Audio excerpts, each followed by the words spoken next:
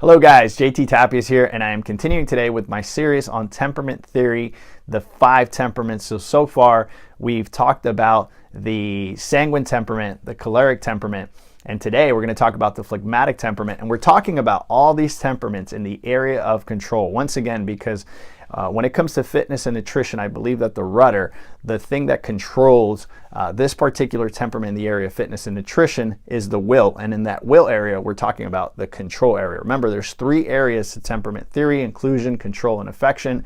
But we're going to speak in this particular case about the area of control with the phlegmatic temperament. And so we're going to start off with the positive traits. I always like to start off with the positive traits so then I can give you the nagging little piece of the temperament, or the challenging little piece of that particular temperament. And so the phlegmatic in control is a very practical, conservative, they're peacemakers, they're sequential in their thinking, they can perform tedious tasks. In other words, anytime I buy anything here at home, my wife, who happens to be a phlegmatic in all areas, is the one that can actually look at the manual, break things down, and build things. I, on the other hand, will try to see something visually and try and go do it, and it just never works, right? I put things together upside down. My wife can sit there, devour a particular manual, and not have any problems doing that. She actually enjoys it, which is really weird for me because I want to pull my hair out. And so phlegmatics in control can sit in a cubicle all day, perform tasks. They're very sequential in everything they do. It's the most evenly keeled temperament of all temperaments.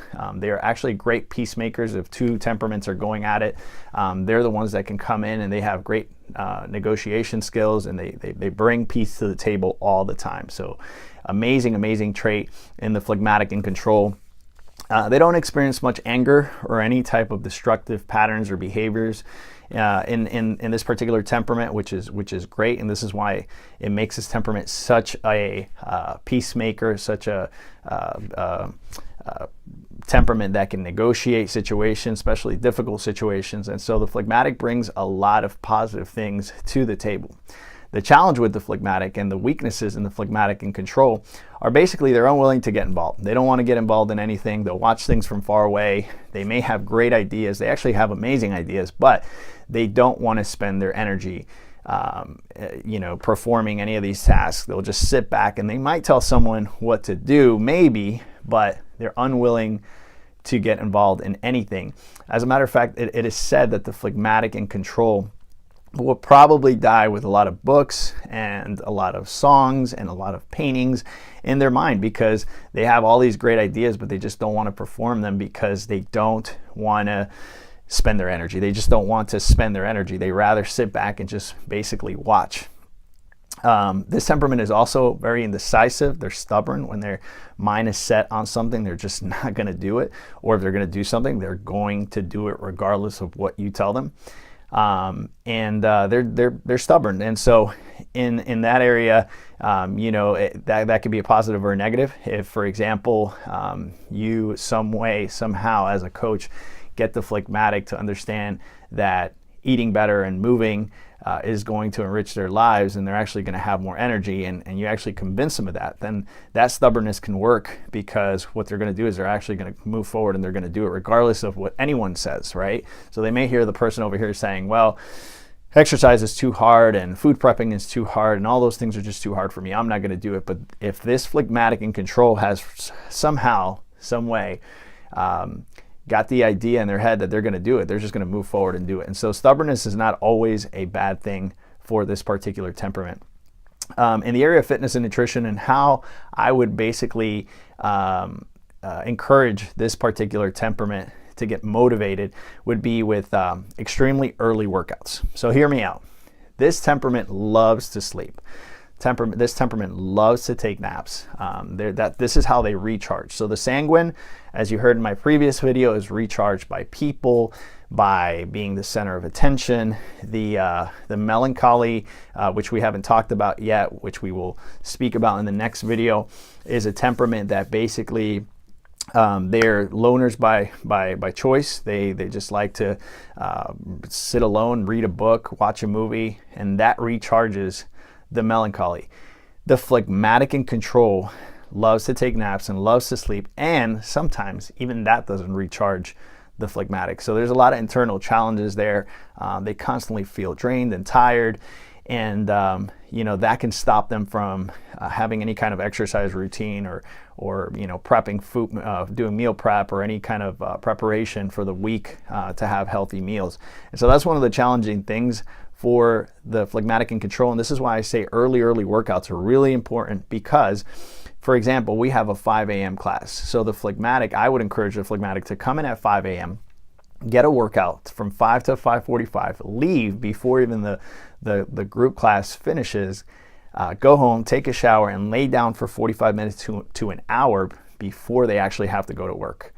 And so I know this sounds pretty crazy, but this is what the phlegmatic would have to do, because if they try to work out towards the end of the day, it's not going to happen. So if the phlegmatic in control thinks that they're going to get out of work at 5:30, 6:30, and then they're going to go get a workout, it ain't going to happen. And so they want to get their workout in early. Or here's the other option. The other option is to simply work out on Friday, Saturday, and Sunday. So Friday, right after work, they would do this crazy task of getting to the workout after work at 5:30 or 6:30. They would be absolutely drained after that. So get some food, quick shower, and maybe go to sleep early.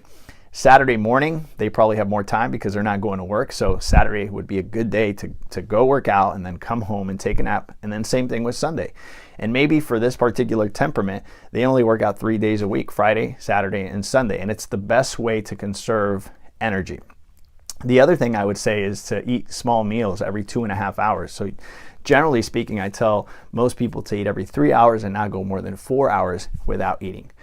For this particular temperament, I would say eat every 2.5 hours so you have calories, you're well nourished, your insulin levels are balanced out, you're never having those dips where you're extremely hungry, because that's going to make you really tired, even more so than this temperament already, like I said, has a lack of energy. So you want to make sure that you're constantly eating every 2.5 hours, and that can be shakes, that could be meals, and one of the things that I always encourage this temperament to do is aerobic exercise. So aerobic exercise is great, just because when you're breathing from your diaphragm, you have more energy.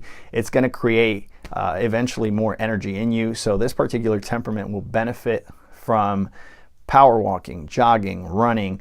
Any kind of aerobic exercise would be really good for this particular temperament. Like I said before, take naps. Make sure naps are a part of your life.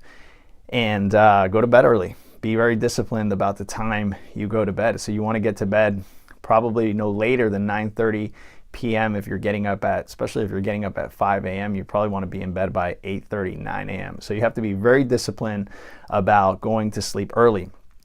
80% of your meals should consist of water-based meals. So what do I mean by water-based? I mean salads, I mean veggies, I mean all these things that basically are water-based. And the reason for that is because water-based nutrients take less time to digest than solids such as rice or pastas or these very thick type of meals they're consistent of starch and maybe even heavy steaks or sauces. You want to avoid all those things, and you want to eat very clean so that your energy is not consumed by digestion.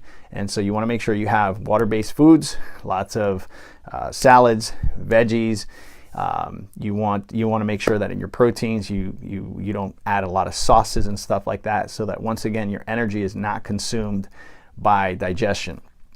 You want to make sure that you have an accountability partner, someone that's going to keep you accountable, that's a stronger temperament, such as the choleric, the sanguine, the melancholy. You want to make sure you work out with temperaments like this, because these temperaments are going to keep you accountable. They're a little stronger than the phlegmatic, and so they're always going to give that extra push that the phlegmatic needs. And last but not least, I would say you want to work out 30, max 45 minutes so that you're not completely drained after your workout. And so these are some suggestions for the phlegmatic in control. I know they work. I've experienced it with my wife. She's incorporated some of these things, and it's made her life a lot easier, and she's become more efficient, and she's not consumed by the idea that I wanted to work out, but I didn't. And because that happened in the beginning, she was a little upset because she wasn't making workouts and she wasn't getting to the things she said she was going to do, and that would upset her and that would drain her energy as well. And so when we incorporated some of these things, life got a lot easier. So I hope this helps. I hope that if you're a phlegmatic in control, that you apply some of these things and that you're successful with some type of workout routine. Once again, if you want to figure out exactly what you are in the area of inclusion, control, and affection, please reach out to me. I can do an APS assessment and we can debrief that assessment, and we can figure all these things out. We can teach you how to be more efficient in all aspects of your life. All right, guys, this is JT Tapias. I hope you enjoyed this video. Please leave a comment below, and I will talk to you guys soon. Bye.